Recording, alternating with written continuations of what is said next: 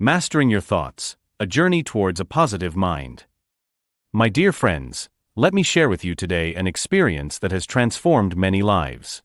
Imagine a lady who came to me one day, her eyes filled with tears, saying, "I can't sleep, my thoughts chase me like monsters." When I asked about these thoughts, they turned out to be mere imaginary possibilities about the future. Allah Almighty says, "Indeed, assumption avails not against the truth at all." This verse summarizes the core of our problem with negative thoughts. We build castles of illusion, then live in them, suffering from fears that may never materialize. Let me share the story of a young man who suffered from constant anxiety. He would think about all the negative scenarios that might happen at work. I asked him, how many of these scenarios actually came true? After reflection, he answered, 1 out of 10. This means 90% of his anxiety was mere illusion. After realizing this truth, he began his journey of change. Thoughts are like guests, and your mind is the house. Would you allow just anyone to enter your home? Of course not. So why allow every passing thought to control your mind?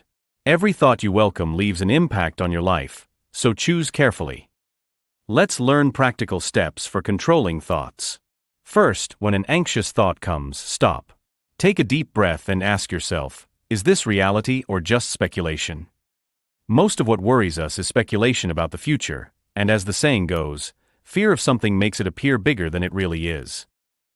I remember a patient who spent hours worrying about her children. I taught her a simple exercise. Whenever a worrying thought came, she would write it in a notebook and rate its probability from 1 to 10. After a month, she discovered that 95% of her fears never materialized, and most of what she wrote was an exaggeration of simple matters. Allah Almighty says, "Perhaps you hate a thing and it is good for you."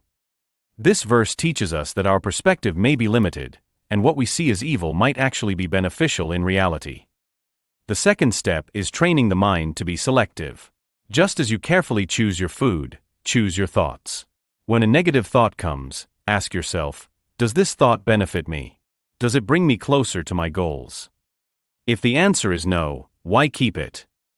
One trainee suffered from repeated failure in his projects. We discovered the cause was his preconceived negative thoughts. We started a program to replace "I will fail" with "I will learn from the experience." After 6 months, he succeeded in his first project, then the second, and today he's among the successful entrepreneurs in his field. The third step is practicing mental gatekeeping. Imagine your mind as a fortress, and you're the guard. You have the authority to decide which thoughts enter and which remain outside. For every thought knocking at your mind's door, ask, are you a friend or foe?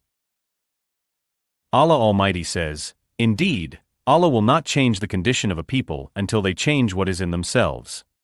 Change begins within us, from our thoughts, from our inner convictions. I invite you to a challenge. For 1 week, keep a thought journal. Write down every negative thought that occurs to you, and beside it write a positive alternative. For example, instead of "I'm a failure," write "I'm learning and developing." Instead of "circumstances are difficult," write "I'm stronger than circumstances." Remember, thoughts are like seeds. What you plant in your mind today will bear fruit tomorrow. Plant positive thoughts, and harvest a happy life. Every positive thought is a step toward a better future. Finally, don't forget that controlling thoughts is a skill that needs practice and patience. Be patient with yourselves. Each day you practice this skill, you become stronger and more in control of your mental and emotional life. Are you ready to begin your journey of tout control? A journey toward a more peaceful mind and a more positive life?